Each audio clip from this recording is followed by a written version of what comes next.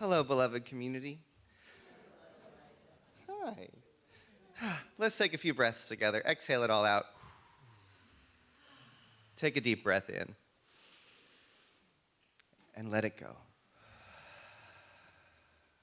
Another deep breath in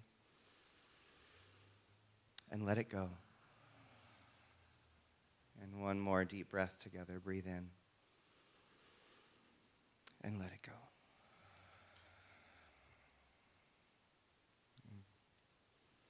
And so good morning again.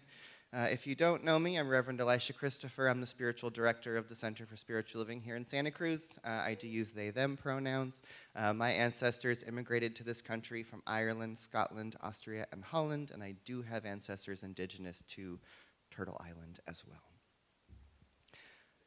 I want to start by telling you some really good news. We acknowledge the Amamutsin each week here. Some of you know what I'm about to say already.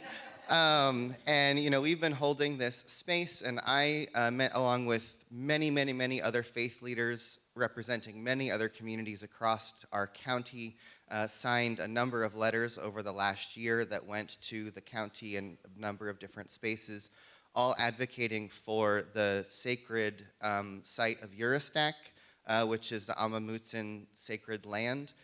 There had been a mine that was proposed on this land for the last couple years, and a lot of us have been fighting with the Amamutsin against this mine going through, it has officially been blocked. And the Amamutsin Tribal Band and the Amamutsin Land Trust has regained stewardship of the land as well. There are good things happening in this country, and especially here in this county. Thanks for being here on Super Bowl Sunday. Yeah, it's Bad Bunny Sunday, actually. I am very much planning to watch the Bad Bunny concert this afternoon. Make sure you tune in just so that the Bad Bunny concert gets more views than the Turning Point USA thing that they're trying to do instead. So even if you don't watch football, make sure you watch the halftime show today, please.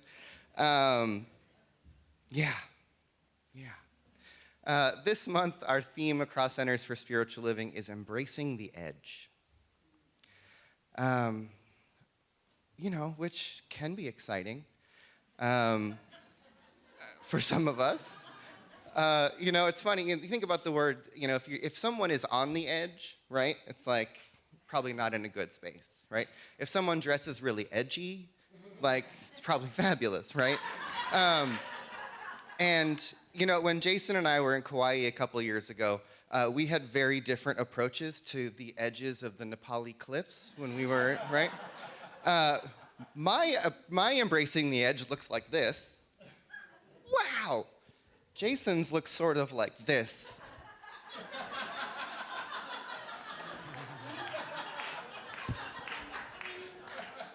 We have very different approaches to the edge of things, right? All of us do. It's true, right? But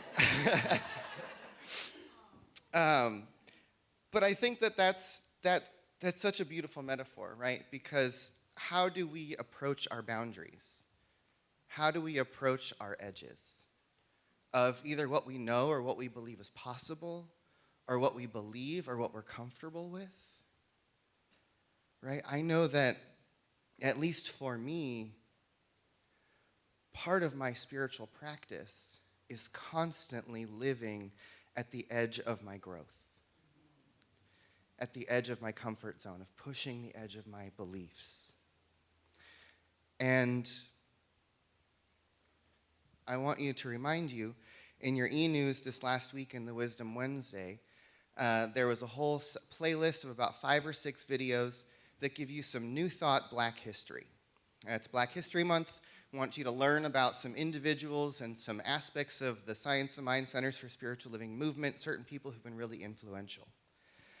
And one of the things that I love about this organization that we call Centers for Spiritual Living is that as an organization, this collective of individuals has always been about pushing the edge.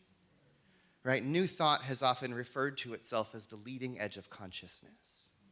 that we're pushing the edge of ideas, we're pushing the edge of spirituality, we're pushing the edge of what is known or what is believed possible. And that's our work. That's the spiritual invitation. And in some of those videos that we sent out this last week, you'll learn about how Science of Mind as an organization in the 30s and 40s was licensing people of color, black people specifically, as practitioners and ministers. That in the history of this movement, a high percentage of our ministers in this organization have been women, queer people, and people of color. Right? There's something about this philosophy that invites liberation, that invites people who may not be represented in other spaces. And one of the videos you'll learn about Sarah Flowers, who was a powerful practitioner who had a radio show. She was a black woman in the 30s. And she was well respected and a big teacher in the Science of Mind movement. And outside of the Science of Mind movement, oh, Jason, there's a piece of paper over there. Would you hand me that? I want to tell you about somebody. Because it is Black History Month, so I'm bringing in a little Black history here and there throughout what we're doing this month. That's for later. But I want you to know about someone named William Dorsey Swan. Anybody know this name? Topher, you should know this name. William Dorsey Swan was born into slavery in Maryland in 1860. By the 1880s, he had gained his freedom, and he is known as the first drag queen. Now this is a black man who was born into slavery in a time where just being a free person was on the edge of what was acceptable. And then he started drag balls in Washington, D.C. that were held in secret, which were for black queer men who wanted to gather and dance together in dresses in the 1880s, right? So talk about living on the edge and then taking a few more steps past it, right? To become someone who really founded the drag movement, the drag ball movement that started in New York later, and almost 100 years later, has its roots with William Dorsey Swan, right? And he's someone who, to me, is a super queero in my mind, but as someone who truly lived in a way that was outside of what was believed not only acceptable, but possible. And then went even further to create sacred space for people to gather in a way of expression that was so deeply repressed at that time, they had to do it in secret, right? And many of us had to do that in secret for almost another 100 years. Think of how far ahead of his time he was. And, that is so inviting to me, again, and it made, as I was preparing to talk about him a little bit today, it also made me think about this Bad Bunny concert that's happening today, because I don't know if you've noticed, if you've heard, he's announced he's performing in a dress. Yeah, and he's performing in Spanish, right? And so again, there's this resistance to that which is happening, right? And so the whole other people, the Turning Point USA thing where they have this very white American Christian halftime alternate show that they're putting on. And it's such a symbol to me of when we step out and when we embrace and when we open up, there's always going to be resistance, right? But I heard something fabulous on Instagram this morning. I tell you, there's good stuff there. Someone, and Topher sent me this video earlier, and I appreciate this.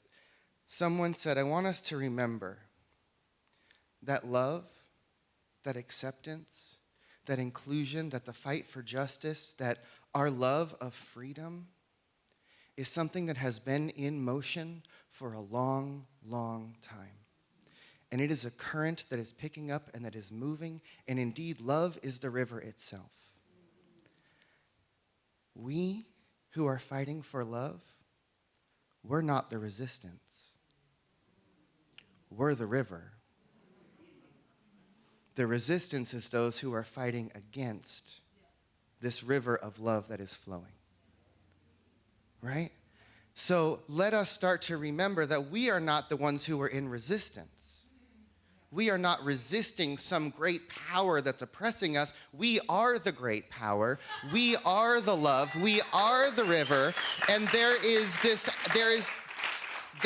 fear, there is these institutions, there are these organizations and systems that are in complete and total resistance to that river, and they are fighting against it, right? But we have to realize that what happens, what do we know? When that which is resist, what do you resist? Persists, right? So the more resistance that gets put into this river, the stronger it becomes.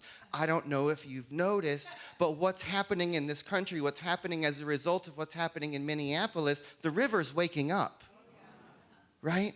See the people stepping out into the streets. See not the resistance, the river. See what's taking place. And the thing that I'm loving is how often hilarious, beautiful, and powerful this river really is. You know, I'm listening to the songs that are coming out of Minneapolis that are being sung to the ICE agents, that are being sung through the neighborhoods. By the way, I signed up for a singing resistance organizer training this Thursday. So look out in the next couple weeks, because I've called some folks together, and Singing Resistant Santa Cruz is going to be born here in a few minutes. So, and you'll find out more about that very soon, but we're going to start gathering folks to learn some of these songs and bring them out into our streets. There was a point to all of that. Yes, the songs that are coming out, and I'm watching these songs that are being sung to the ICE agents about leave this all behind, show us your courage, join us. One of the songs, I'm forgetting the lyrics right now, but it basically says, step away from all of this, come join our song and sing your part. It's never too late to change your mind. All these words are in these beautiful, beautiful songs, and you just feel the heart of our humanity being sung out into the streets, right? This is love. This is not resistance to something. This is awakening. This is the more of us emerging. And I think we are all being called to the edge of our comfort zones, to the edge of maybe our exhaustion, to the edge of our willingness to live in this oppressive system anymore. We're all being pushed to the very edge of what we've known. And that can be invigorating, or it can be terrifying. But I want to invite us to remember that we are all here in this together. That the river is made up of many, many, many little drops of water. And that we may all think to ourselves, what impact can I actually make? You are part of this great collective that is waking up. That love truly is waking up. And this last week, I think I have been basically crying at some point every day in the last week, if not a couple weeks. And it's as I'm feeling it all, as I'm seeing it. I mean, even sitting here this morning, I'm pretty sure all my eyeliner has moved since I got here, because I've cried through about 3 of the songs that have happened this morning. Right? Whether I'm watching the news or I'm feeling it for the pain or I'm feeling the joy, there's so much pressure, right? And I think that's another thing for all of us to be aware of, is notice the pressure under which we are living, the tension that is in the air, right? I know that many of us are afraid with very good reason. But we also need to recognize that our job is to be conscious walking through this. To notice that if that tension is building up in us, if that fear is building up in us, and we can't reach up to the great, horrible people that we want to make change, do you notice it might be popping out in your relationships? You might be showing up in your family or in your community or in conversations or in spaces and places in your life where, wow, that seems more prickly than it really should be. Have you noticed that might be happening occasionally around in some of your interactions?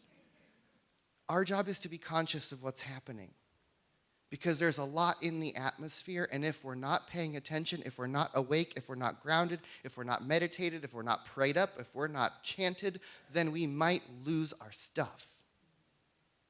And our job is to be conscious, not to magnify the tension, but to be the place where it's dissolved. Right? I continuously, again, Instagram, I keep watching all of the monks, the monks that are walking for peace around the country, right? And one of them was speaking the other day. I don't know his name, but he's the one who's usually the speaker for the group. And he was talking about how, yes, many places we go, we're being celebrated, and people are following us, and they're cheering us, and they're praying with us. And he goes, also, people yell at us. People throw their hatred at us. And he goes, do you think I just yell at them back? He goes, if I did, I wouldn't be a very good monk. I probably wouldn't be a monk anymore. Right? And so he says, when someone throws their hatred, their judgment, their anger at us, he says, I respond back to them. May you be happy. May you be at ease. May you be peaceful. And may you be well. We all need to remember that if we start throwing the hate back, we're not good monks anymore. Right? And that our job is to be the place where something different is happening. To be the place where we are responding with love, where we are giving the love back, even when the hate, even when the division, even when the separation is being pointed at us. Our job is to respond with love. May you be peaceful. May you be happy. May you be well. May you be at ease. Because indeed, I'm pretty sure that all of the people who are causing the pain and the separation and the hatred, it is because there is a lack of peace. There is a lack of wellness. There is a lack of fulfillment. There is a lack of joy. Right? We've got a big job these days, friends.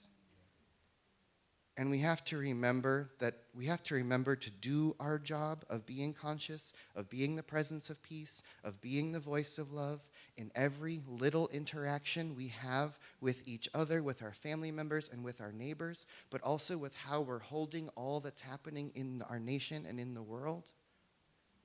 We've got to be prayed up in a way that we've never been before.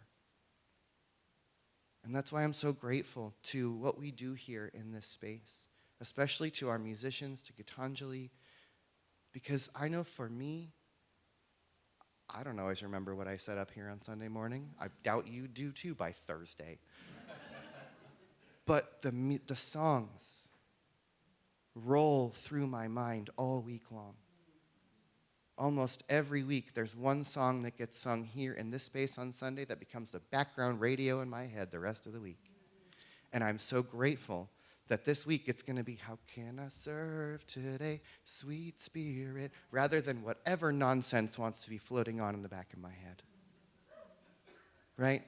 We come here to get the uplift, to get the reminder, and then also the things that can carry us through. Because we're constantly being pushed to the edge. I think many of us, in some way, every day. And we either have to step off that edge knowing that the ground is going to rise up to meet our feet, like Indiana Jones in the thing, or we find a way to stand there firmly and hold our ground. Or we fly. We could learn how to fly. I'm practicing. I actually do fly in my dreams pretty regularly, so just got to figure out how to do it here. All right, let's pray. Or, yeah, and we fall and get back up. Yes, see, or we fall and we get back up. And we prove the healing power that's available. Take a deep breath, friends. Let it go. Take another deep breath. Let it go. And so as we breathe together, I invite us to feel and know that we are being breathed.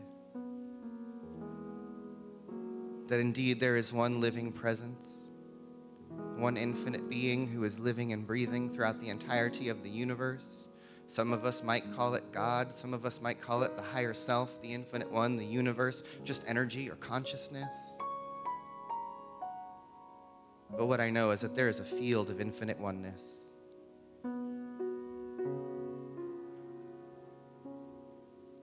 And that one life is truly breathing each of these bodies. That everyone and everything is the sacred life of God.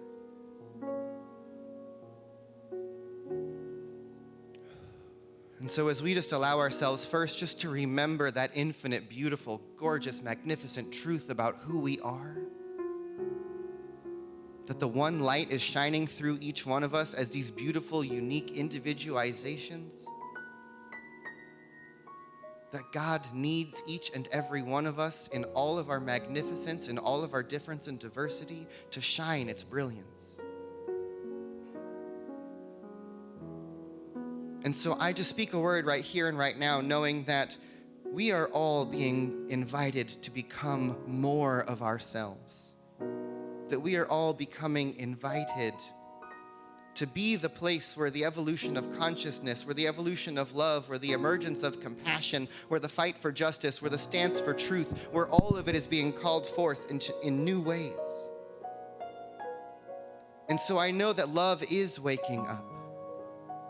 That we are the river, that love is the river, that truth is the river, that justice is the river, and that this river of love has been in motion, has been moving, has been flowing for all of time. And that yes, here and there are moments of resistance where individuals and organizations and powers seek to dam that river, but guess what, friends? Water will always find its way to flow around. And water, as gentle as it is, the river, as gentle as it is, can carve canyons, can move in, through, and around absolutely anything, because that soft power is greater than any false power. And so let us remember that we have been invited to the edge of what is known, and it is time for us to expand. This year is our year of being open at the top. We are opening to new possibilities, opening to new ways of doing and being and thinking and showing up. Let us embrace the edge of what we know. Let us embrace the edge of what we believe is possible and step beyond it so that we can learn how to fly, so that we can learn how to open, so that we can learn how to expand together and become the more. I know, I claim, I declare that everything necessary for our awakening, collectively and individually, is being handed to us by the universe right now. And our job, our opportunity in this moment is to accept it, to say yes to it, and to allow it to forge us and form us and evolve us into something beyond what we could even imagine. Caterpillar people, it is time to fly. We are becoming butterflies. This is our chrysalis. This is our moment of transformation. There are things beyond what we can dream of that are being awakened by the conditions that surround us right now. So let us awaken to the more of us. Let us be grateful that we are alive in this moment in history, that each one of us signed up or was called here or was sent here, or however we got here, we came here on purpose, because we came here to be here for this moment in history. We came here to be the ones who are the way that love wakes up. And for that, I am grateful. And so let us surrender yet again to that which is breathing us, to feel the one life breathing through each individual body. May we remember, may all of us remember, that indeed there is only one of us here, for we are God. And so, we let it be. And so it is.